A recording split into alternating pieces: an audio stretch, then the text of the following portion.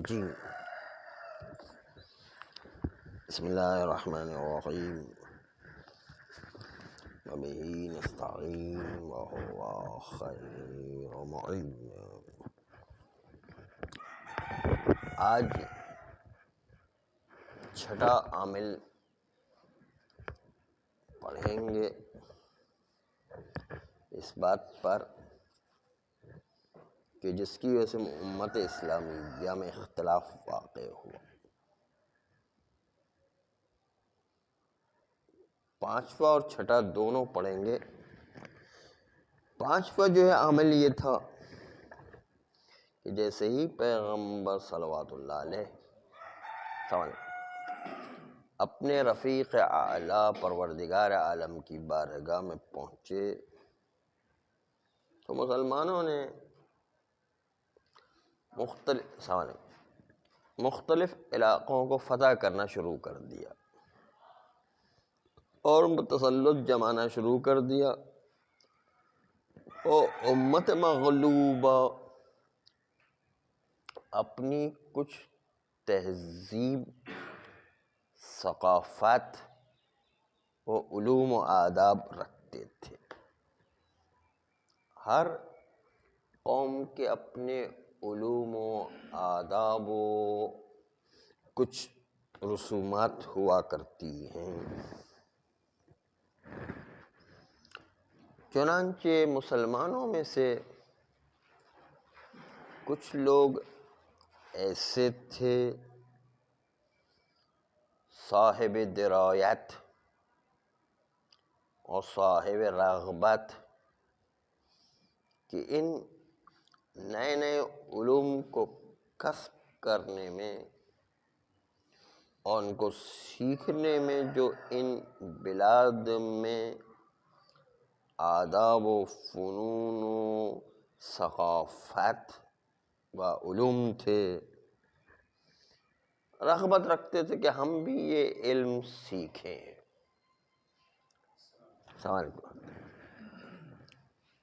اور یہ رغبت یہاں تک پہنچی کہ اول تو اس پر علمی مذاکرہ ہونے لگا، پھر ان کو عربی زبان کی طرف منتقل کیا گیا، ان علوم رومیہ کو یا فارسیہ کو منتقل کیا گیا عربی زبان میں، جو مختلف علاقوں کے علوم تھے، جیسے روم کا قانون یا انڈیا کا میڈیکل سائنس یا روم کا فلسفہ، مثلا ارسطو، افلاطون اور اس قسم کے لوگ، ان کے اپنے جگہوں کے علوم تھے۔ جب یہ کتب عربیہ میں آ گئے تو عربی میں آنے کی وجہ سے امت اسلامیہ میں بھی کافی حد تک منتقل ہو گئے، اور ان علوم میں لامحالہ کچھ چیزیں ایسی تھیں جو اسلامی فکر کے ساتھ تضاد رکھتی تھیں، اور مسلمانوں کے درمیان وہ لوگ نہیں تھے کہ جو ان علوم کو جواب دے سکیں، جو اسلامی فکر سے ٹکرانے والی بات تھی، اس میں اسلام حق ہے، اس کو ثابت کرنے کے لیے ایسی صلاحیت امت میں موجود نہیں تھی۔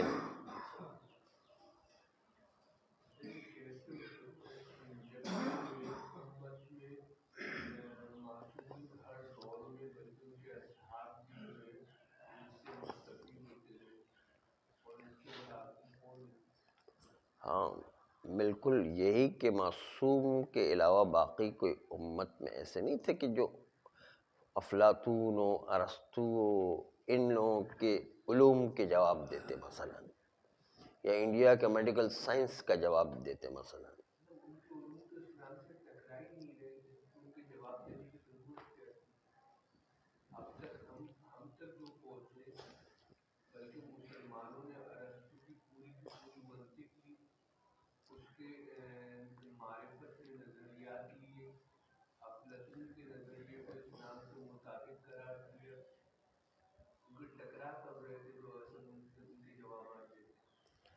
اسی طرح جو ہے علم حساب کے اندر بعض جگہوں پر مہارت تھی، اس سے جو ہے اسلامی عرب کے لوگ واقف نہیں تھے، نہ فلسفے سے عرب کے لوگ واقف تھے، نہ حساب سے واقف تھے، نہ جو ہے انڈیا کے میڈیکل سائنس سے واقف تھے۔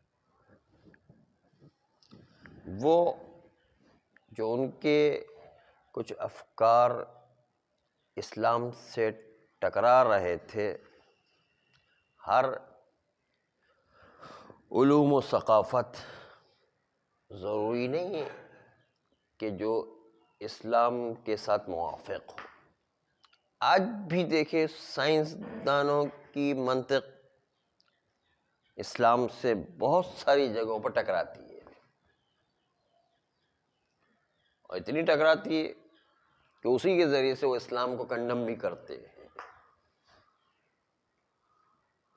اسی لیے آپ دیکھتے ہیں کہ شراب کے اتنے فوائد ذکر کرتے ہیں، سور خانے کے اتنے فوائد ذکر کرتے ہیں، موسیقی کے اتنے فوائد ذکر کرتے ہیں، بلکہ آج کل تو ایک پوری سائنس ایجاد ہو گئی ہے کہ موسیقی کے ذریعے سے بیماروں کا علاج کیا جاتا ہے۔ یہ ساری چیزیں ہیں، ٹکراؤ نہیں ہے تو اور کیا ہے؟ آج کل بھی ہے نہیں، کوئی اس زمانے کی بات تو بہت زیادہ تھی ہے نہیں، کوئی تھا ہی نہیں مقابلہ کرنے والا۔ آج تو پوری امت اسلامیہ اس کا مقابلہ نہیں کر پا رہی ہے۔ اس زمانے تو خالی میدان تھا، خالی انہی کے تھے ثقافتیں۔ سامان کرو تو اس وقت امام معصوم تھے کہ جو لوگوں کو جہاں تک بات پہنچتی تھی مطمئن کرتے تھے، لیکن ہر جگہ تو امام کی رسائی نہیں تھی نا کہ امام جو ہے ہر جگہ پہنچ کر کے بیان کریں کہ بھائی ہر ایک کو قائل کریں۔ یہ ایک آدمی کے بس کی بات نہیں کہ پوری دنیا تک جو ہے ایک دم پیغام پہنچا سکے، اور پہنچا بھی دے تو سامنے والا کتنا قانع ہوتا ہے وہ دیکھنا کہ ایک آدمی اگر بالفرض آج کل کے زمانے واٹس ایپ کے ذریعے پیغام پہنچا بھی دیتا تو سامنے والا کتنا قانع ہوتا ہے، یہ ایک الگ مسئلہ ہوا کرتا ہے۔ خالی پہنچانا ہی تھوڑی، سامنے والے کو قانع بھی کرنا ہے، اس کے ذہن میں جتنے بھی شبہات آ رہے ہیں اس کو رفع کرنا بھی ضروری ہوا کرتا۔ خالی پہنچانے سے تھوڑی مسئلہ حل ہوتا کوئی ہمیں۔ تو یہ کوئی آسان کام نہیں تھا ہے نہیں، وہ تو ائمہ معصومین نے اپنی کاوش سے اسلام کو بچا لیا اور ان کے اصولوں کو جہاں تک ہو سکتا تھا دفاع کر کے اسلام کے اصول کو ان پر غالب دیا۔ ورنہ اصل یہ ہوتا کہ جب غالب قومیں کسی مغلوب قوم میں جاتی ہیں اور مغلوب قوم کے علوم غالب قوم کا جواب، غالب قوم علوم مغلوب کا جواب نہیں دے سکتی ہے تو آہستہ آہستہ غالب قوم خود مغلوب ہو جایا کرتی ہے۔ اگر علوم کا جواب نہ دے تو آہستہ آہستہ ایسا نظریہ بن جاتا ہے کہ مغلوب قوموں کا نظریہ چلنے لگتا ہے، وہ غالب قوم جو ہے پیچھے رہ جاتی ہے، جو علوم حاوی ہو جائیں گے خود بخود غالب ہو جایا کرتا ہے۔ تو آج اسلام پر کوئی اور علوم غالب ہو جانا چاہیے تھا، لیکن ائمہ معصومین نے اس کو ابھی تک بچا کے رکھا ہوا ہے۔ یہ ائمہ کا کمال ہے سمجھو۔ تو بات عرض کر رہے تھے کہ چونکہ پیغمبر صلوات اللہ علیہ کے بعد مسلمانوں نے طریقہ یہ اختیار کر لیا تھا کہ دھڑ دھڑ جہاد کر رہے تھے، دھڑ دھڑ علاقوں پر قبضہ کر رہے تھے، اور اس کے نتیجے مختلف علوم و ثقافت اور مختلف قسم کی تہذیبیں اسلام کے اندر آ رہی تھی۔ اگر ان کا جواب نہ دیا جاتا تو وہ غالب ہو جاتے اور مسلمان مغلوب ہو جاتے۔ لیکن ابھی تک اسلام باقی ہے. یہ ائمہ معصومین کا کرشمہ ہے کہ جو ابھی تک اسلام کو اتنا طاقتور برقرار رکھا ہوا ہے.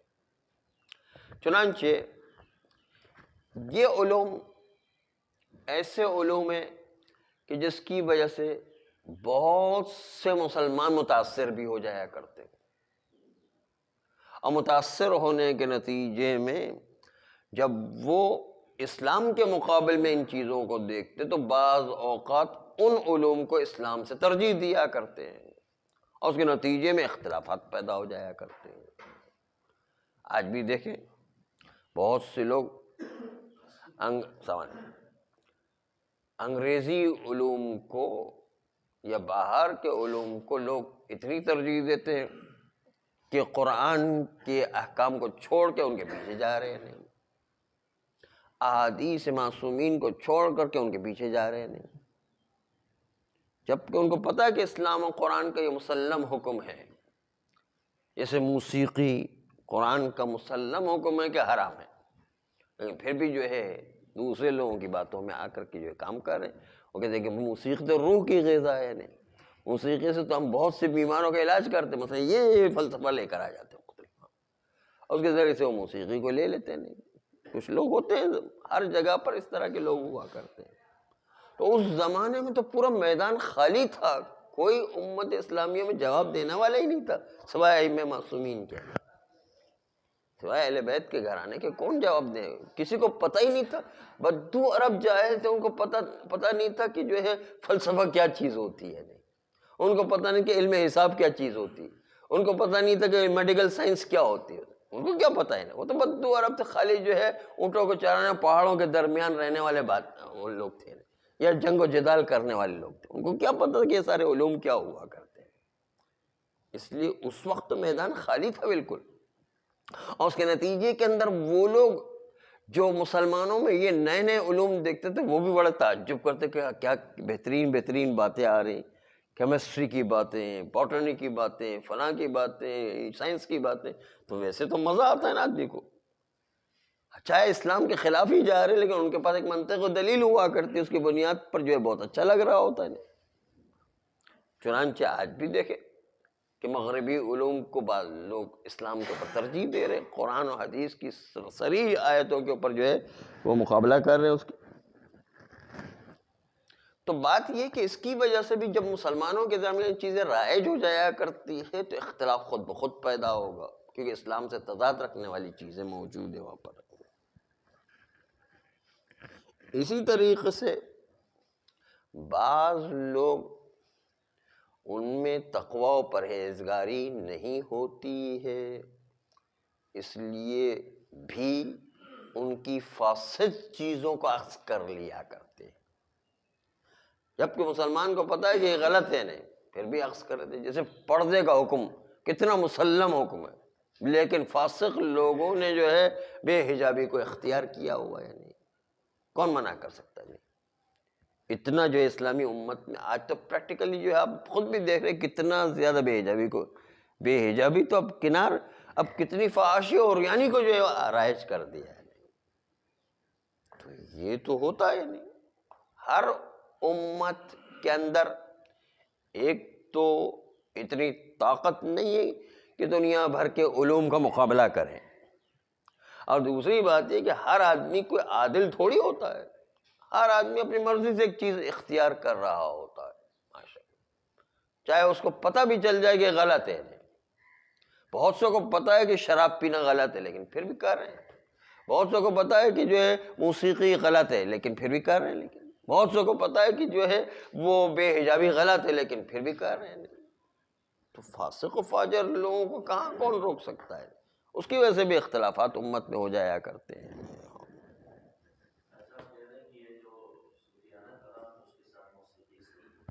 کس کے ساتھ؟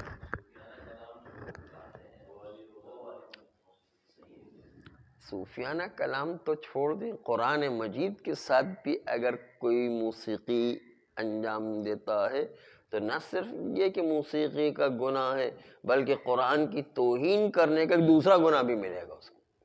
قرآن کی موسیقی کے ذریعے توہین کر رہا ہے وہ. تو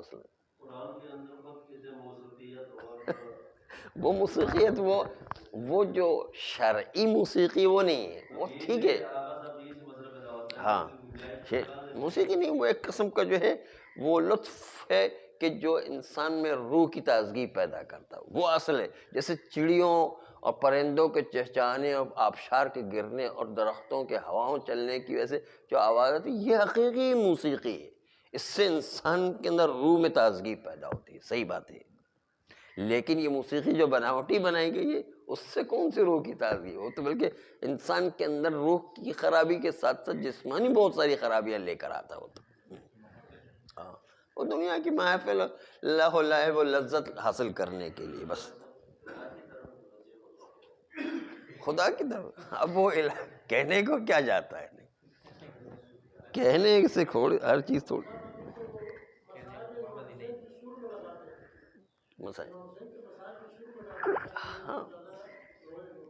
ہاں مصائب سر میں لگاتے ہیں. اس کی وجہ یہ کہ عوام جو ہے اسی کو زیادہ داد دیتی، تو کیا کرے؟ اصل تو عوام سے داد لینا مقصود ہے نا. داد کا مقصد یہ لفافے بڑے بڑے جو پھر جیب میں آیا کرتے، اصل میں مقصد اصل جو ہے وہی پیسہ ہو گیا نا، وہی دنیا پرستی ہے. نہیں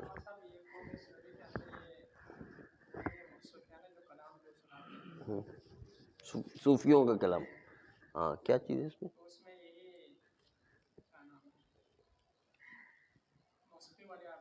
ہاں موسیقی ہوتا ہے اس میں، موسیقی ہوتی ہے.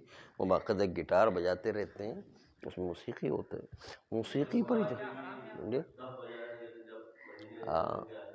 ہاں وہ ایک الگ مسئلہ ہے. اس میں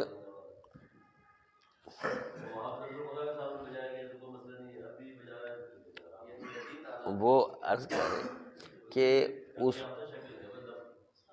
نہیں سمجھ اصل میں آپ کو پتا ہوگا مدینے میں بہت شرابیں پی جاتی تھی، مکہ میں بھی بہت شرابیں پی، لیکن یہ اس وقت کی بات ہے کہ جب شراب کی حرمت کا حکم نہیں آیا تھا. شراب کا حکم آنے کے بعد، حرام ہونے کا حکم آنے کے بعد ٹنکیوں کی ٹنکیاں الٹ دی گئی باقاعدہ. اسی طرح موسیقی بھی، یہ جو پیغمبر گئے تو اس وقت موسیقی حرام ہونے کا حکم ہی نہیں آیا تھا ابھی تک، اس لیے پیغمبر منع نہیں کر سکتے. شرعی طور پر جو ہے ظاہری طور پر حکم نہیں آیا تھا ابھی تک، اعلان نہیں ہوا تھا، نہیں. اس لیے جو ہے ظاہری طور پر جو ہے سب کے لیے جائز تھا اس وقت. ہاں ہاں آیت ہے، بالکل آیت ہے.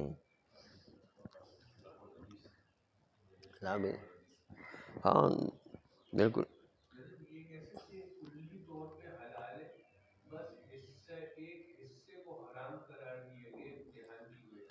اس کا اصل حرام ہے، باقی کچھ چیزیں استثناء ہیں. اصل حرام یہ نہیں، اس کا مطلب ہے کہ وہ بیسیکلی حرام ہے، لیکن جو اس کی تعریف پر پورا نہیں اترتا وہ حلال ہے بس.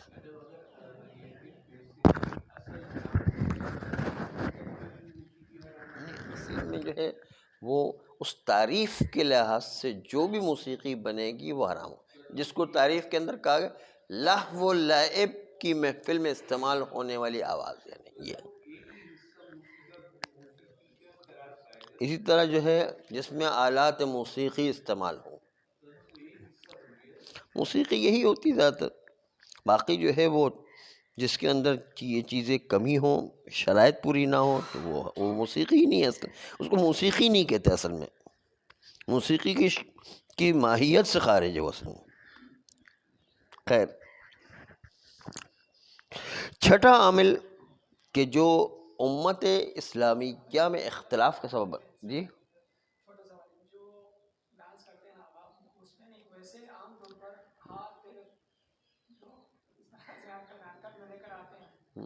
ہاتھ پیر کیسے؟ ہاتھ پیر ذرا ہلا کے بتائیے.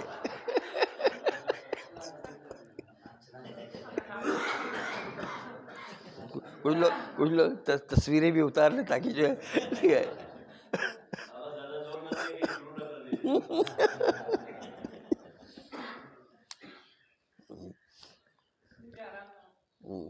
اب وہ دیکھنا پڑے گا کیسے کرتے، اب کر کے بتائے تو پتہ چلے.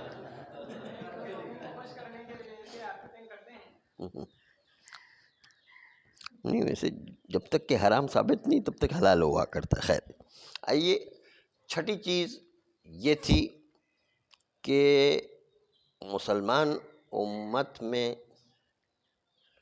نص کے مقابل میں اجتہاد کرنا شروع کر دیا، اور یہ جو ہے بڑی خرابی پیدا کر گیا اسلام میں، اسلام میں نہیں تو مسلمانوں میں، کہ جس کے نتیجے میں اختلافات بہت شدید ہو گئے۔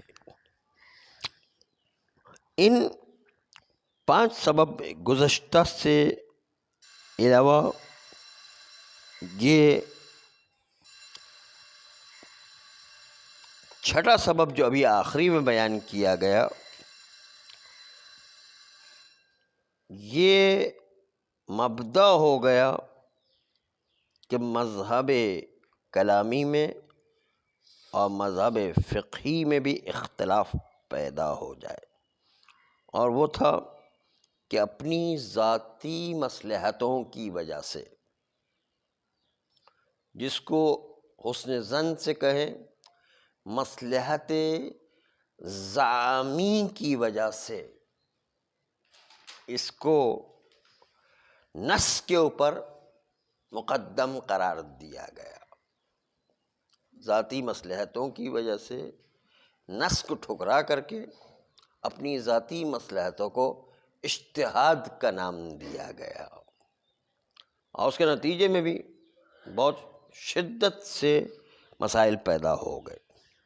پیغمبر صلوات اللہ علیہ نے وصیت فرمائی تھی مسلمانوں کو اپنی عطرت طاہرہ قرآن کے بعد، اور ان کو سفینہ نوح سے تشبیہ دیا تھا، اور کہا تھا مجمع عظیم میں کہ یا ایھا الناس انی ترکت فیکم ما ان اخذتم بہ لن تضلوا بعدی کتاب اللہ و عطرتی اہل بیتی۔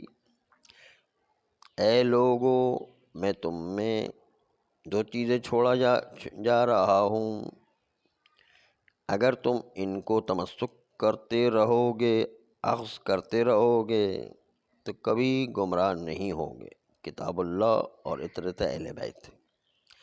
اتنی سری روایت پیغمبر کی، اور ایک دو نہیں، کتنی زندگی بھر پیغمبر بار بار اس کی طرف توجہ دلاتے رہے، اور قرآن بھی اس کی طرف اشارہ کرتا رہا، لیکن اس کے باوجود قوم متاثر ہو گئی سقیفہ والے دن کے کام سے، اور انہوں نے اپنے امور کو بغیر اہل بیت کے مشورے سے اور بغیر اہل بیت کی تائید اور ان کے حواری بن کر کے قبول کریں، اس کے بجائے اپنی خود ساختہ رائے اختیار کر لی، اور یہ سبب ہو گیا کہ مذہب فقہی اس بات پر مبتنی ہو جائے کہ اپنی مصلحت کو اپنی مصلحت کو نص نبی پر مقدم قرار دے دیا گیا، اور اسی بنیاد پر انہوں نے متعۃ الحج، متعۃ النساء کو منع کیا، اور شہزادی کو فدک دینے سے منع کرنے کے لیے بھی، کہ انبیاء وراثت نہیں چھوڑ کر جایا کرتے ہیں۔ یہ مذہب فقہی کے لحاظ سے اپنی اجتہادی رائے کو نص نبی پر مقدم قرار دیا، قرآن کی آیتوں پر مقدم قرار دیا۔ اس طرح مذاہب کلامیہ میں انہوں نے بڑے ظلم و جور والی فکر اختیار کی، بغیر اس کے کہ اس کو کتاب و سنت پر پیش کرتے، انہوں نے اس میں بھی اپنی رائے کو مقدم قرار دیا، ذاتی مصلحتوں کو مد نظر رکھتے ہوئے۔